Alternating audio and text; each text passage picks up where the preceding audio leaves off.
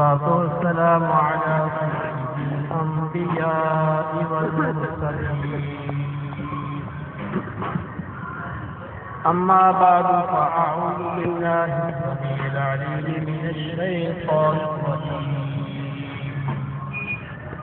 بسم الله الرحمن الرحيم.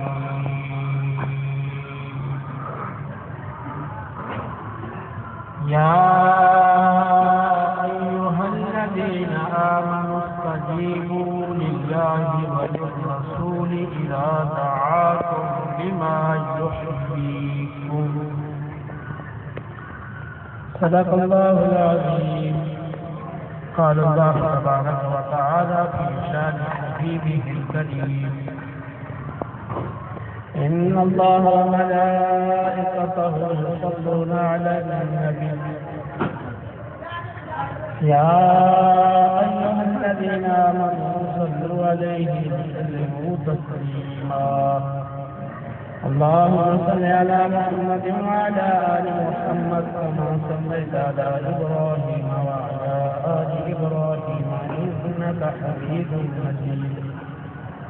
اللهم بارك على محمد وعلى آل محمد كما باركت على إبراهيم وعلى آل إبراهيم إنك حميد مجيد.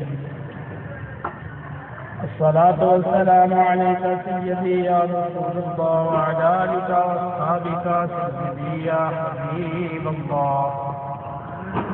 الصلاة والسلام عليك سيدي يا رحمة للعالمين وعلى آلك وأصحابك سيدي يا شفيع المذنبين. اللہ رب العالمین جل جلالہ کا قرآن پاک میں ارشاد ہے: یا ایھا الذین آمنوا استجیبوا للہ وللرسول اذا دعاکم لما یحییکم. اے ایمان والو، جب اللہ اور رسول تمہیں اس بات کی طرف بلائیں جو تمہیں حیات بخشتی ہے تو تم فوراً حاضر ہو جایا کرو. صحیح بخاری شریف کی حدیث پاک ہے، حضرت سعید بن معلّہ رضی اللہ تعالی عنہ نماز پڑھ رہے تھے. دوران نماز پیارے آقا صلی اللہ تعالی علیہ وسلم نے آپ کو آواز دی اور بلایا. سعید بن معلّہ رضی اللہ تعالی عنہ نماز سے فراغت پا کر آقا صلی اللہ تعالی علیہ وسلم کی بارگاہ میں حاضر ہوئے. تو پیارے آقا صلی اللہ تعالی علیہ وسلم نے ارشاد فرمایا: اے سعید ابن معلّہ، تاخیر سے کیوں آئے ہو؟ عرض کیا: یا رسول اللہ صلی اللہ تعالی علیہ وسلم، میں نماز پڑھ رہا تھا. پیارے آقا صلی اللہ تعالی علیہ وسلم نے ارشاد فرمایا کہ کیا تم نے اللہ کا قرآن نہیں پڑھا؟ کیا اللہ رب العالمین نے قرآن میں یہ نہیں فرمایا: یا ایھا الذین آمنوا استجیبوا للہ وللرسول اذا دعاکم لما یحییکم. اے ایمان والو، جب اللہ اور اس کا رسول تمہیں بلائیں اس چیز کے لیے جو تمہیں حیات بخشتی ہے تو فوراً حاضر ہو جایا کرو. ترمذی شریف کی حدیث پاک ہے، حضرت ابی بن کعب رضی اللہ تعالی عنہ نماز پڑھ رہے تھے. حالت نماز میں آقا صلی اللہ تعالی علیہ وسلم نے انہیں بلایا، آواز دی. حضرت ابی رضی اللہ تعالی عنہ سوچنے لگ گئے کہ ادھر نماز ہے، ادھر آقا کا فرمان ہے، کیا کروں؟ بالآخر نماز کو مختصر کیا اور فراغت پا کر آقا کی بارگاہ میں حاضر ہوئے. تو پیارے آقا صلی اللہ تعالیٰ علیہ وسلم نے ارشاد فرمایا کہ اے ابی دیر سے کیوں آئے ہو؟ عرض کیا یا رسول اللہ صلی اللہ علیہ وسلم میں نماز پڑھ رہا تھا۔ ارشاد فرمایا کیا تم نے اللہ کا قرآن نہیں پڑھا؟ یا ایھا الذین آمنوا استجیبوا للہ وللرسول اذا دعاکم لما یحییکم، اے ایمان والو جب اللہ اور اس رسول تمہیں بلائیں اس بات کے لیے جو تمہیں حیات بخشتی ہے تو فوراً حاضر ہو جایا کرو۔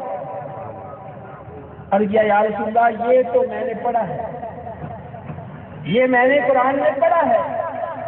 تو پھر ارشاد فرمایا کہ تم نے ایسا کیوں کیا؟ جب مجھے معلوم تھا کہ قرآن میں یہ حکم موجود ہے کہ فوراً حاضری دیا کرو، پھر تاخیر سے کیوں آیا؟ عرض کیا یا رسول اللہ ولا اعود انشاءاللہ، آئندہ ایسا نہیں کروں گا، آئندہ تاخیر نہیں کروں گا۔ صحیح بخاری اور صحیح مسلم ان دونوں احادیث کے اندر دو صحابہ سعید ابن معلہ اور ابی ابن کعب کے دو واقعات موجود ہیں جن میں یہ تصریح ہے کہ آقا علیہ الصلوۃ والتسلیم نے ان دونوں صحابہ کو حالت نماز میں بلایا۔ دونوں صحابہ نماز سے فراغت پا کر جب حاضر ہوئے تو آقا علیہ الصلوۃ والسلام نے فرمایا کہ دیر سے کیوں آئے؟ جب انہوں نے کہا یا رسول اللہ ہم نماز پڑھ رہے تھے تو آقا علیہ الصلوۃ والسلام نے ان کے تاخیر کے اس عذر کو قبول نہیں فرمایا، بلکہ ارشاد فرمایا کہ تم نے اللہ کا قرآن نہیں پڑھا؟ کہ اللہ نے قرآن میں یہ نہیں فرمایا کہ جب اللہ اس کا رسول اے ایمان والو تمہیں بلائیں تو فوراً حاضر ہو جایا کرو؟ آقا علیہ الصلوۃ والتسلیم نے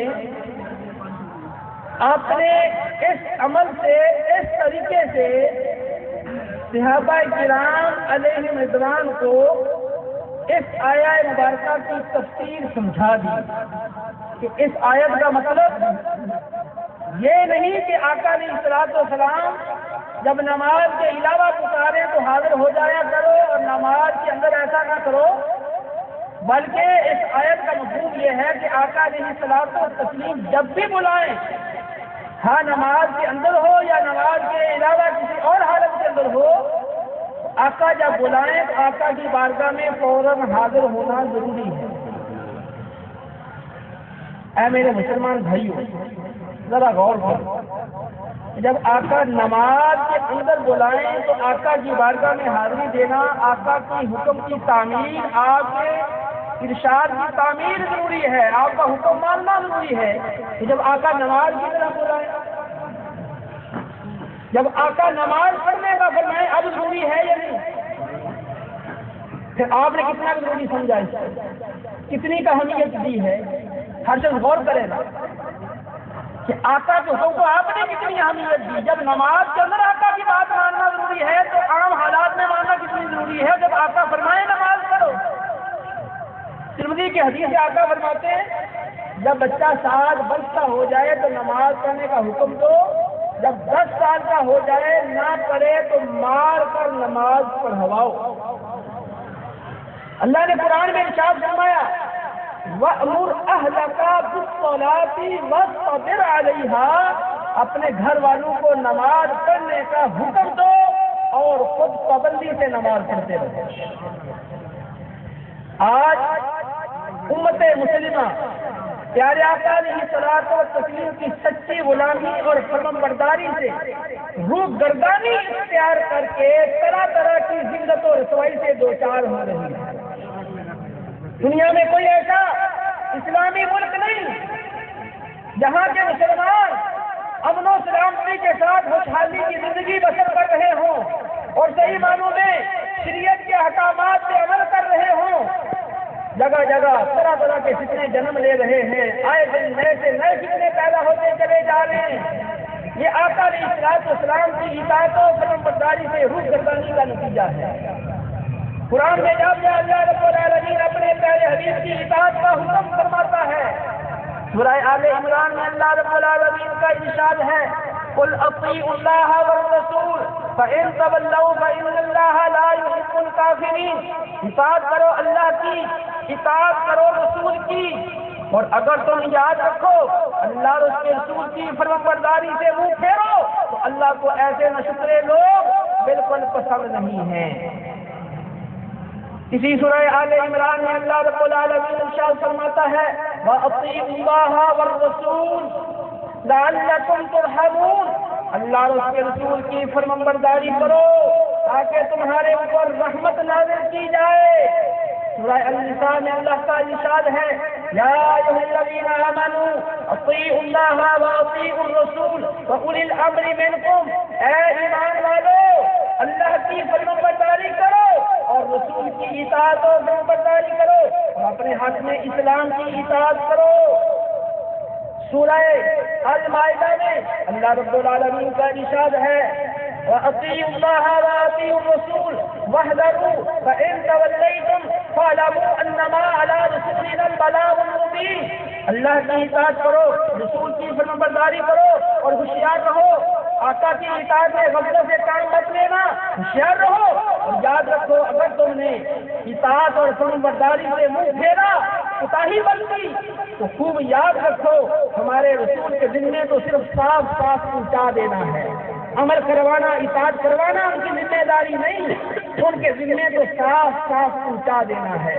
سورہ انفال میں اللہ رب العالمین کا ارشاد ہے اتقوا اللہ واصلحوا ذات بینکم واطیعوا اللہ ورسولہ ان کنتم مؤمنین، اللہ سے ڈرو اور باقی طور پر سنو رکھو، جھگڑے نہ کرو، سنو رکھو اور اللہ کے رسول کی اطاعت و فرمانبرداری کرو اگر تم مومن ہو، اگر مومن ہونا پھر سے ان کنتم مؤمنین۔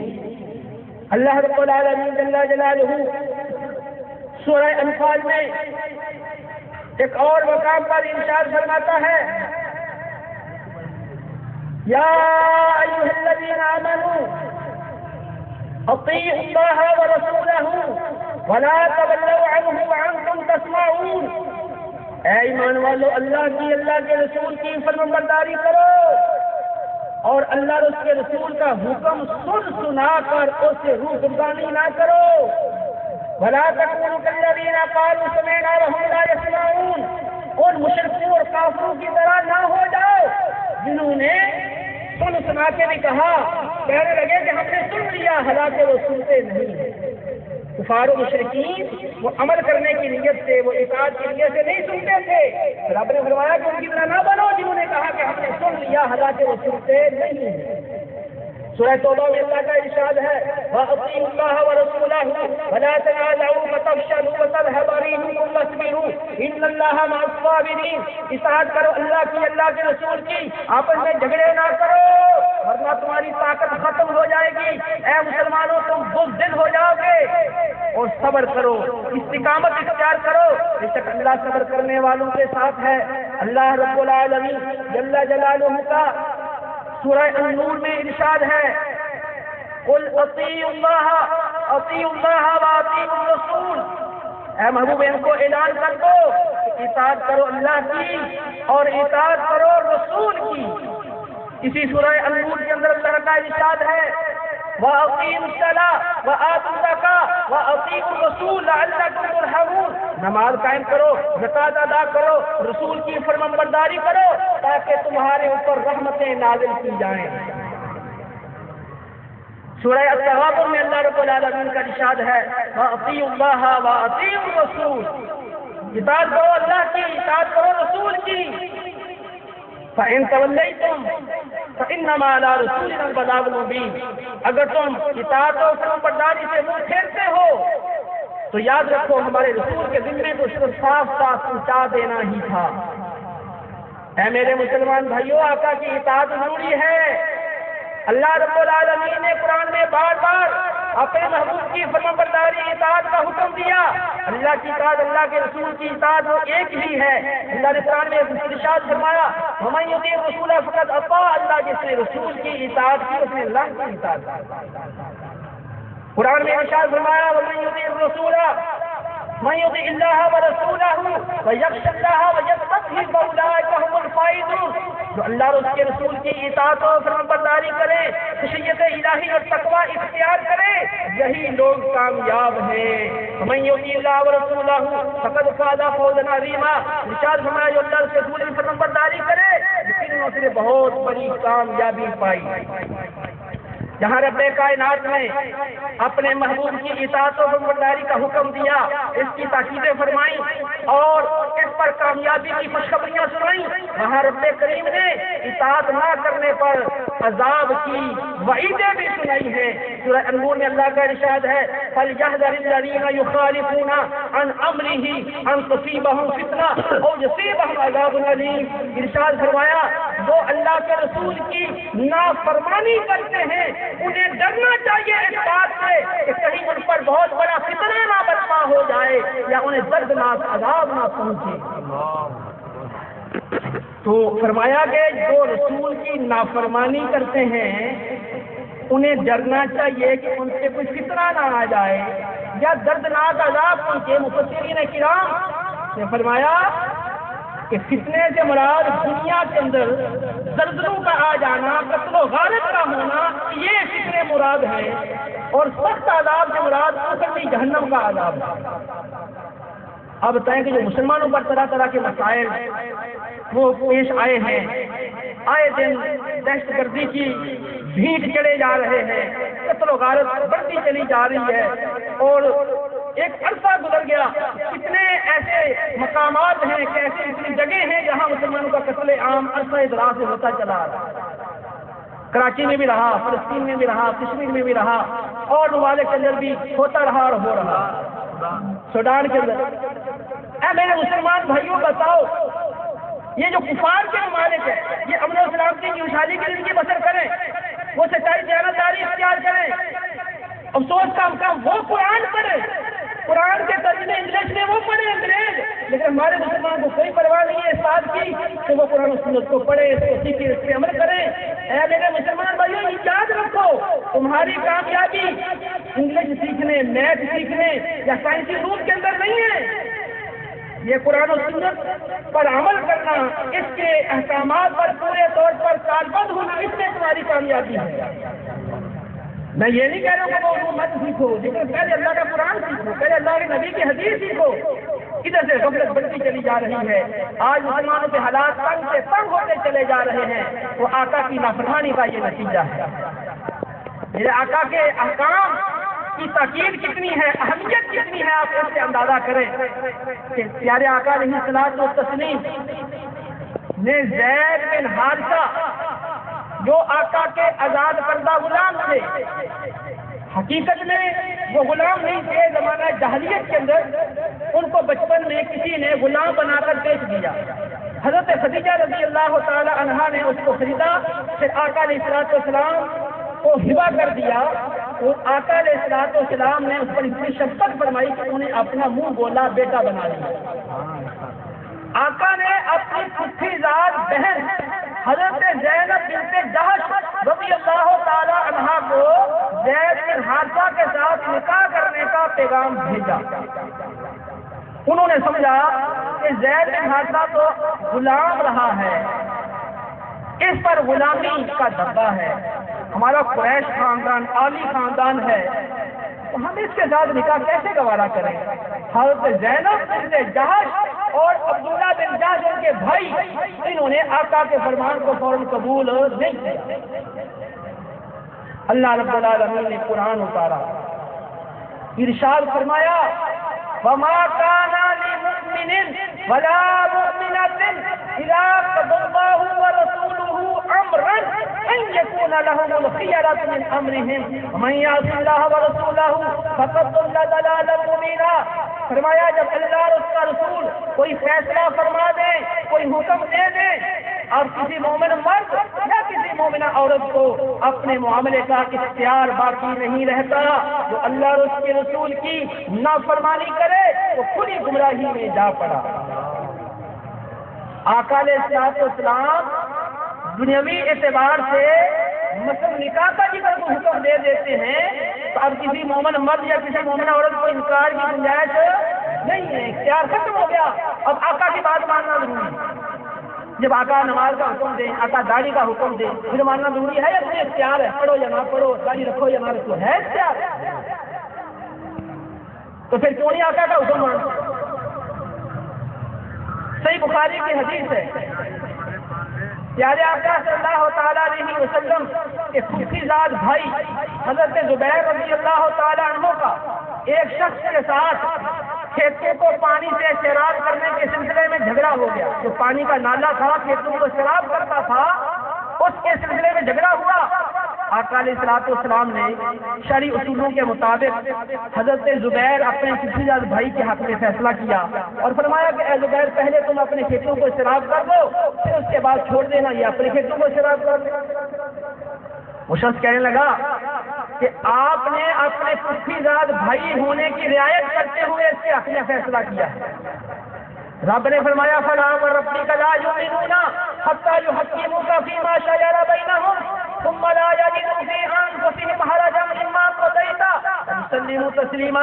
اے محبوب تیرے رب کی قسم یہ لوگ مومن نہیں ہو سکتے جب تک تمام اختلافی جھگڑوں میں آپ کو اپنا حاکم تسلیم نہ کریں اور آپ کو فیصلہ فرما دیں دل و جان سے آپ کے فیصلے کو قبول کریں اور ذرہ برابر دل میں نہ خوشی یا ناگواری محسوس نہ کریں. رب فرمایا مومن تب ہو کہ آقا کے فیصلے کو دل و جان سے قبول کرو. ہاں فیصلہ تمہارے حق میں جائے, ہاں فیصلہ تمہارے خلاف جائے, بہر صورت آقا کے فیصلے کو بخوشی دل کی گہرائیوں سے قبول کرنا ضروری ہے. اے میرے مسلمان بھائیوں بتائیں کہ جب آقا کی بات دنیاوی امور کے اندر بھی ماننا ضروری ہے, آقا نے اسلام دنیاوی لحاظ سے کوئی فیصلہ فرما دیں وہ ماننا بھی ضروری ہے. جب آقا عبادات کا حکم دے, جب آقا فرائض کا حکم دے, جب آقا حرام کاموں سے منع کرے تو کیا ماننا ضروری نہیں؟ اب تو بدلتے نہ ماننا ضروری ہے. قرآن پاک میں اللہ نے ارشاد فرمایا وما آتاکم الرسول فخذوه وما نهاکم عنه فانتهوا واتقوا اللہ. جو رسول تمہیں عطا کریں وہ لے لو اور جیسے منع کریں اس سے رک جاؤ اور اللہ سے ڈرتے رہو. صحیح مسلم کی حدیث پاک ہے پیارے آقا علیہ السلام کے ایک صحابی آقا کی بارگاہ میں حاضر ہوئے. انہوں نے سونے کی انگوٹھی پہن رکھی تھی, سونے کی انگوٹھی پہن رکھی تھی. مرد کے لیے سونا پہننا جائز نہیں ہے, عورت کے لیے پہننا جائز ہے. آقا علیہ السلام نے جب سونے کی انگوٹھی دیکھی ارشاد فرمایا کیا ہے میں تم میں سے کسی کے ہاتھ میں آگ کا انگارہ دیکھتا ہوں. آقا علیہ السلام نے اپنے دستے مبارک سے وہ انگوٹھی اتار کر پھینک دی. آقا علیہ السلام جب تشریف لے گئے تو صحابہ نے کہا کہ اللہ کے بندے انگوٹھی اٹھا لے. آقا نے پہننے سے منع کیا ہے, سونے کی انگوٹھی اٹھا لو, کسی کام میں لے آنا, کسی اور استعمال میں لے آنا. انہوں نے فرمایا کہ جو آقا نے انگوٹھی پھینک دی ہے میں کبھی نہیں اٹھاؤں گا. آقا نے جو انگوٹھی پھینک دی ہے میں کبھی نہیں اٹھاؤں گا. یا جس انگوٹھی سے آقا منع فرما رہے ہیں اور آقا پھینک رہے ہیں ابھی اٹھانے کے لیے تیار نہیں, حالانکہ سونے کی انگوٹھی اور حالانکہ پہننا منع ہے, اس کو بیچنا یا عورت کو پہنا دینا یا زیور بنا کے عورت کو پہنانا یہ منع نہیں, لیکن پھر اس صحابی نے وہ انگوٹھی نہیں اٹھائی. آج ہمارے مسلمان شادیوں کے موقع پر انگوٹھیاں پہن رہے ہیں سونے کی, کہتے ہیں خوشی کا موقع ہے. تو خدا کے بندو خوشی کے موقع پہ آقا کی نافرمانی جائز ہے, شریعت کی حد کو توڑنا جائز ہے. اچھا بتاؤ کہ اگر آقا کی نافرمانی کرو آقا ناراض ہوں گے یا خوش ہوں گے؟ ناراض ہوں گے. اب خوشی کا موقع ہو تو آقا کو راضی کرنا چاہیے یا ناراض کرنا چاہیے؟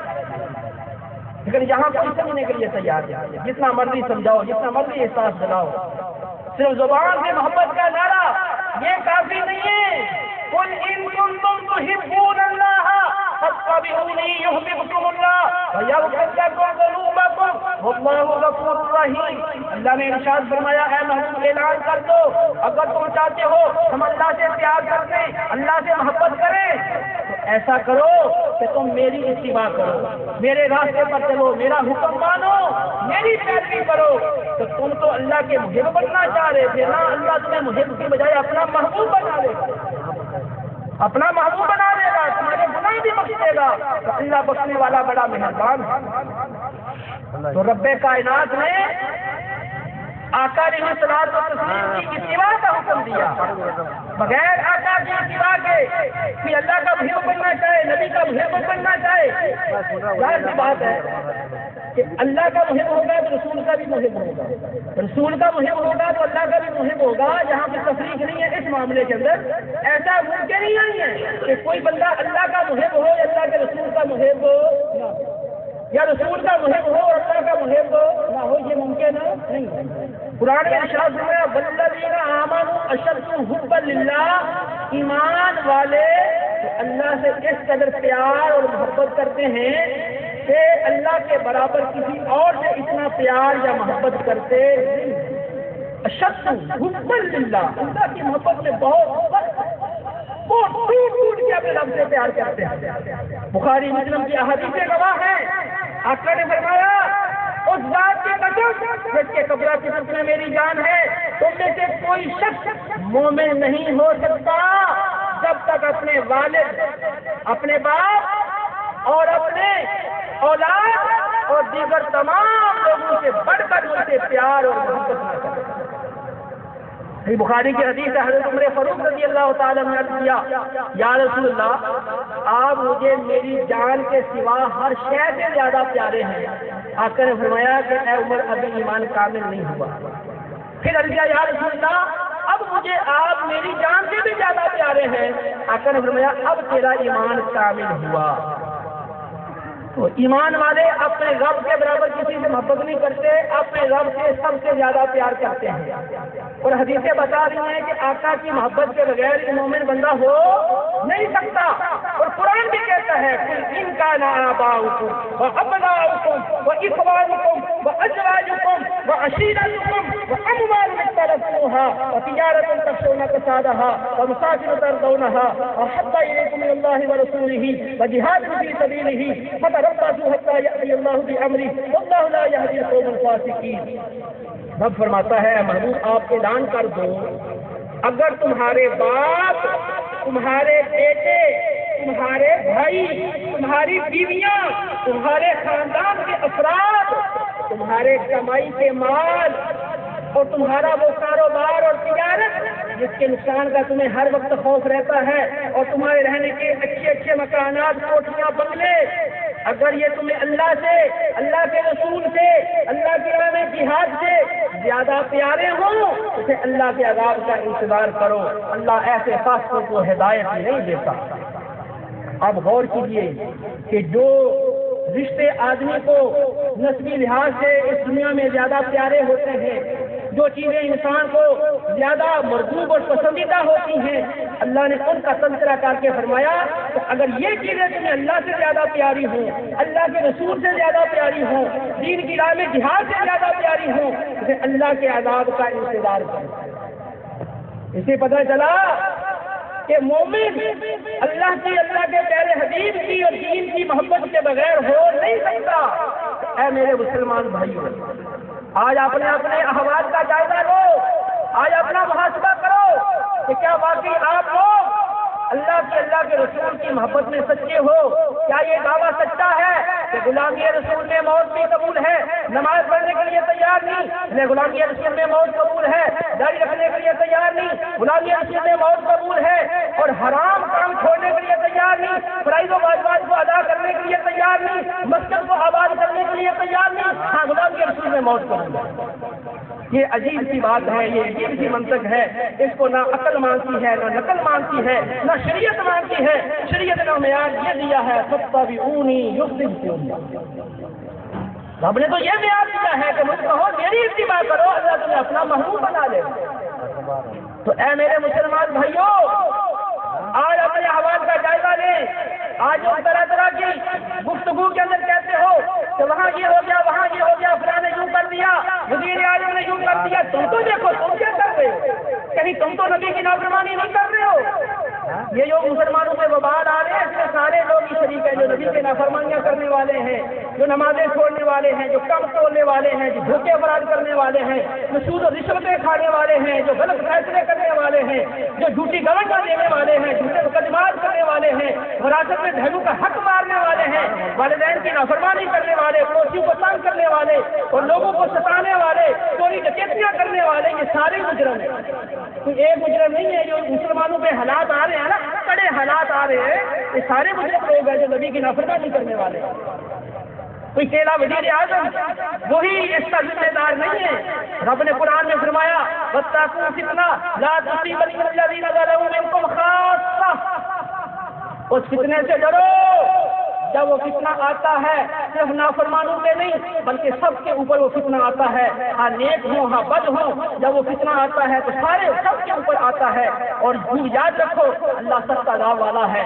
تو رب نے فرمایا اس فتنے سے ڈرو جو ظالموں کے ساتھ خاص نہیں ہے۔ وہ فتنہ کون سا ہے؟ وہ احادیث کی روح سے، تفسیروں کی روح سے وہ فتنہ یہ ہے کہ سیدھا گرفتہ اپنی آنکھوں کے سامنے برائی ہوتے ہوئے، نبی کی نافرمانی ہوتے ہوئے دیکھ کر نہ روکنا، یہ اس سے فتنہ پیدا ہوگا، تو ایسا فتنہ پیدا ہوگا جو سب پر آئے گا۔ آج آپ دیکھو تو بڑے بڑے بدماش، بڑے بڑے دہشت گرد اور ملک کے اندر بڑی بڑی جرائم کرنے والے لوگ ہیں، وہ جس خاندان میں پیدا ہوئے اگر ان کے ماں باپ اپنی ذمہ داری ادا کرتے، ان کو سمجھاتے، ان کو دین سکھاتے، نماز کا پابند بناتے، اور ان کے ہمسائے، ان کے پڑوسی، ان کے محلے والے، ان کے گاؤں والے، وہاں کے سارے لوگ اگر ان کو سمجھاتے، احساس دلاتے، تو آج وہ اس معاملے تک نہ پہنچتے۔ اچھے کی صحبت بچے کو اچھا بنا دیتی ہے، برے کی صحبت برا بنا دیتی ہے۔ یہ بخاری کی حدیث پاک ہے، آقا علیہ الصلوۃ والسلام نے ارشاد فرمایا اچھی اور بری صحبت کی مثال یوں سمجھو، آقا فرماتے ہیں اچھی صحبت کی مثال یہ ہے کہ جیسے کوئی عطار یعنی عطر فروش، خوشبو بیچنے والا، اس کے پاس بندہ جائے، یا تو بندہ اس کی خوشبو خرید لے گا، یا وہ بطور گفٹ کو تحفہ کے دے دے گا، یا پھر اگر نہ خریدے نہ وہ مفت دے دے تو کم از کم اس کو خوشبو تو پہنچے گی۔ اچھی صحبت کی مثال یہ ہے، وہ فائدے سے خالی نہیں۔ راکفرا بری صحبت کی مثال ایسے ہے جیسے لوہار کی بھٹی، لوہار کی بھٹی جس میں آگ جلائی جا رہی ہے، دہکائی جا رہی ہے، وہاں بندہ بیٹھے گا، آقا فرماتے ہیں یا تو چنگاریاں آگ اڑ کے جسم پہ پڑیں گے، کپڑے جل جائیں گے، یا پھر یہ نہ ہوا تو کم از کم بدبو تو پہنچے گی۔ تو اچھی صحبت اور بری صحبت دونوں مؤثر ہوتی ہیں۔ کتنے لوگ بری صحبت کی وجہ سے قیامت والے دن پچھتائیں گے۔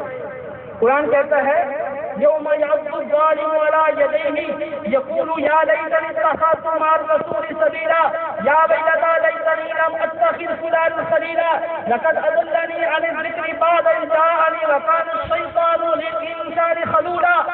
جس دن ظالم نافرمان اپنے ہاتھوں کو چبائے گا، کہے گا ہائے کاش میں نے رسول کا راستہ اختیار کیا ہوتا، ہائے افسوس میں نے فلاں کو اپنا دوست دنیا میں نہ بنایا ہوتا، جب میرے پاس نصیحت آ گئی تھی تو میرے فلاں دوست نے مجھے نصیحت پر عمل کرنے سے باز رکھا، اور شیطان کو انسان کو بیار و مددگار کر کے ہی چھوڑتا ہے۔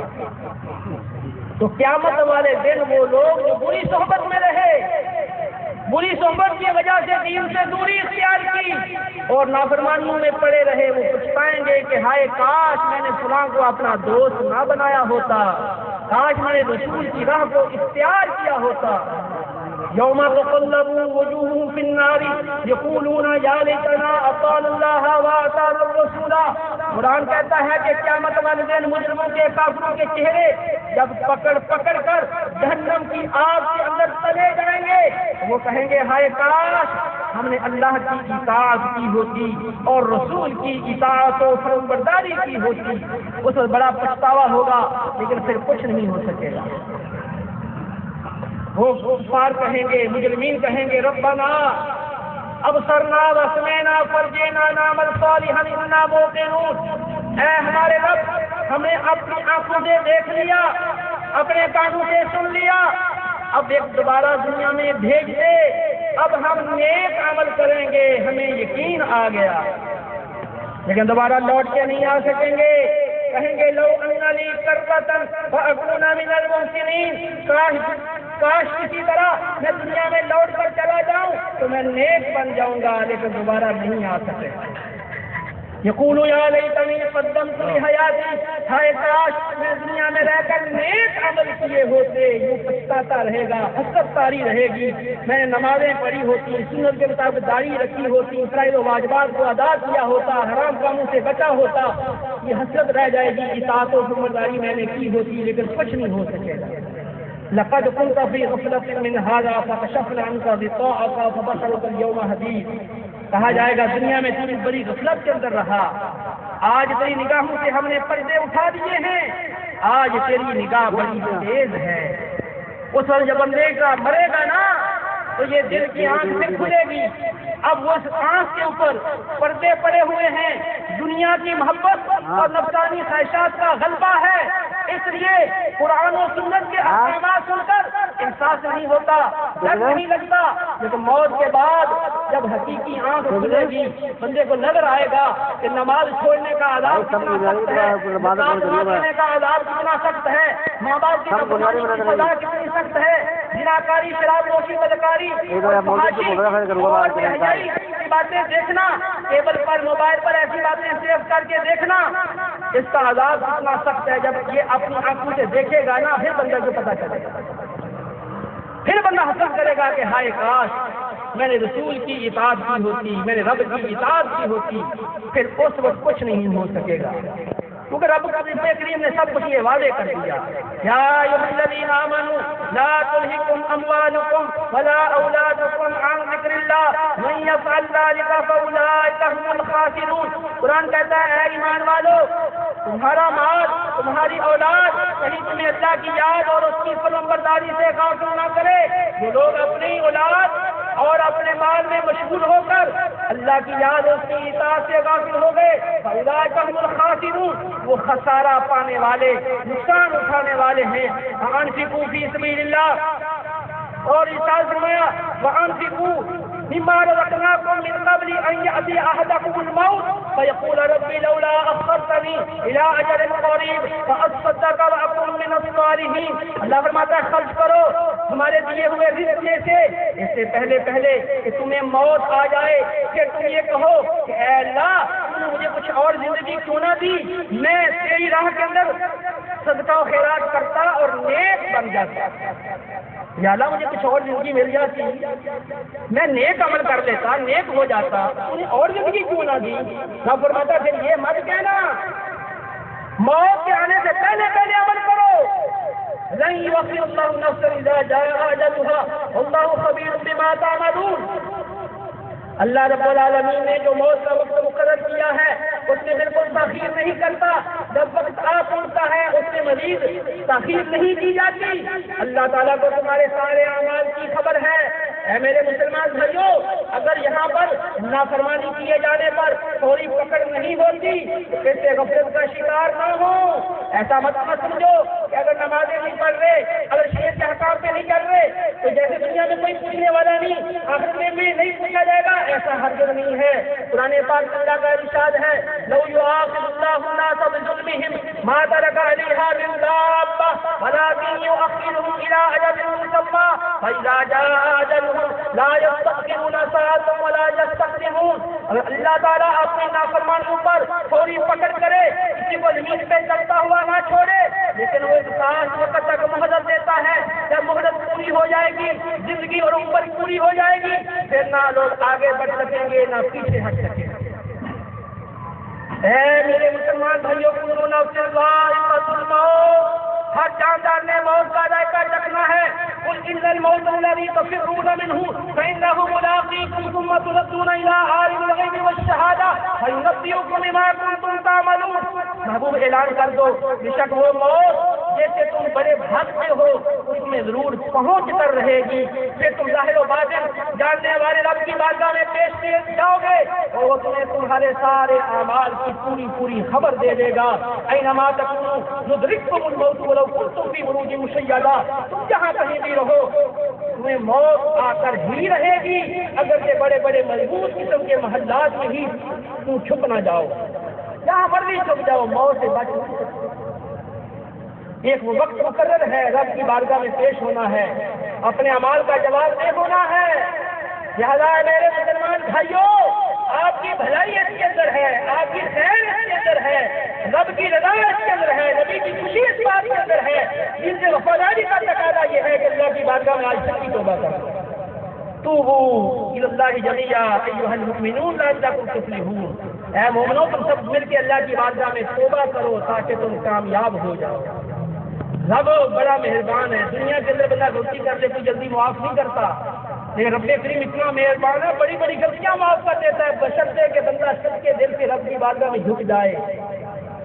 قرآن پاک میں اللہ رب العالمین جل جلالہ کا ارشاد ہے والذین لا یدعون مع اللہ الہا آخر ولا یقتلون النفس التي حرم اللہ الا بالحق ولا یزنون من یفعل ذلک یلقى اثاما یضاعف له العذاب یوم القیامہ ویخلد فیہ مہانا۔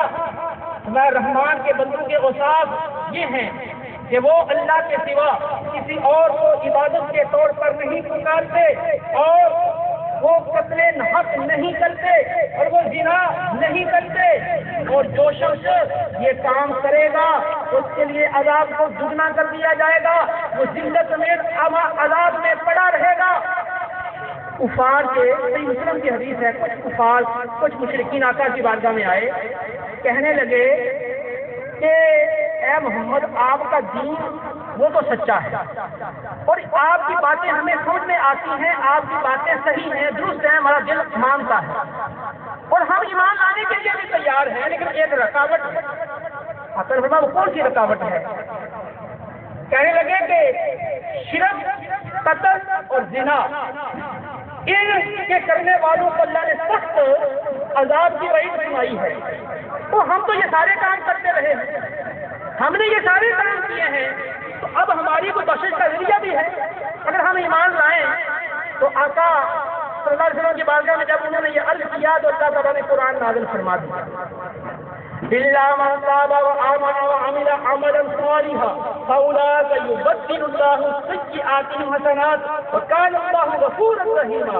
فرمایا ٹھیک ہے، یہ جو قتل حق کرے، زنا کرے، شرک کرے، اس کی یہ سزا ہے، ان کے لیے عذاب کو دگنا کر دیا جائے گا، ذلت میں عذاب میں پڑا رہے گا، مگر جو شخص اللہ کی بارگاہ میں سچی توبہ کر دے، ایمان لے آئے اور نیک عمل کرنا شروع کر دے۔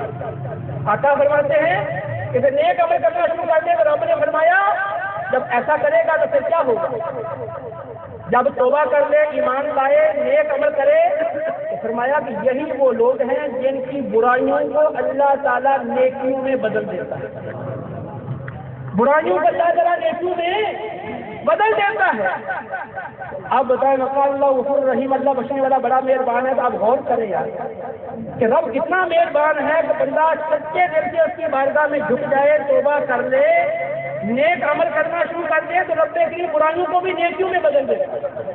کتنا مہربان ہے، کتنا مہربان ہے، لیکن یہ پھر بھی ہماری کمزوری کوتاہی کہ ہم رب کی بارگاہ میں سچی توبہ ہی نہ کریں۔ قل یا عبادی الذین اسرفوا علی انفسہم لا تقنطوا من رحمۃ اللہ ان اللہ یغفر الذنوب جميعا انہ هو الغفور الرحیم۔ اے محبوب میرے ان بندوں کو فرما دو جو گناہ کرتے رہے، نافرمانیاں کرتے رہے، اپنی جانوں پہ ظلم کرتے رہے، ان کو فرماؤ کہ اللہ کی رحمت سے نا امید نہ بنو، اللہ کی رحمت سے مایوس نہ ہو، بے شک اللہ رب العالمین سارے گناہ بخش دے گا، وہ تو بڑا بخشنے والا مہربان ہے۔ وَأَنِيبُوا إِلَىٰ رَبِّكُمْ وَأَسْلِمُوا لَهُ مِنْ قَبْلِ أَن يَأْتِيَكُمْ عَذَابٌ ثُمَّ لَا تُنصَرُونَ، اور اپنے رب کی طرف رجوع کرو اور اس کی بارگاہ میں جھک جاؤ اس سے پہلے کہ تمہارے اوپر عذاب آ پہنچے، پھر تمہاری مدد نہیں کی جائے گی۔ وَاتَّبِعُوا أَحْسَنَ مَا أُنزِلَ إِلَيْكُم مِّن رَّبِّكُم مِّن قَبْلِ أَن يَأْتِيَكُمُ الْعَذَابُ بَغْتَةً وَأَنتُمْ لَا تَشْعُرُونَ۔ اور اللہ نے جو قرآن اتارا ہے اس کے احکامات پر عمل کرو اس سے پہلے کہ اچانک تم پر عذاب آ جائے تمہیں خبر ہی نہ ہو۔ اے میرے مسلمان بھائیوں، آقا علیہ السلام کی سچی محبت و آقا کی سچی اطاعت، سچی غلامی کے ساتھ مربوط ہے۔ اپنے ظاہر و باطن کو نبی کی سچی غلامی میں، نبی کی سچی اطاعت و فرمانبرداری میں دے دو، اور اپنے گھر والوں کو، اپنے پڑوسیوں کو، اپنے بازار اور محلے والوں کو، دنیا کے تمام لوگوں کو اپنے وسائل اور طاقت کے مطابق نبی کا سچا غلام بنانے کے لیے، نبی کی سچی اطاعت و فرمانبرداری میں لانے کے لیے کوشش کرو۔ انشاءاللہ دنیا میں بھی تم کامیاب رہو گے، آخرت میں بھی کامیابی تمہارا مقدر ہوگی۔ من یطع اللہ ورسولہ میں یطیع اللہ ورسولہ فقد فاز فوزا عظیما، جسے اللہ کی اللہ کے رسول کی فرمانبرداری کی یقین اس نے بہت بڑی کامیابی ہے۔ اللہ تعالیٰ عمل کرنے کی توفیق دے۔ فما علینا الا البلاغ المبین۔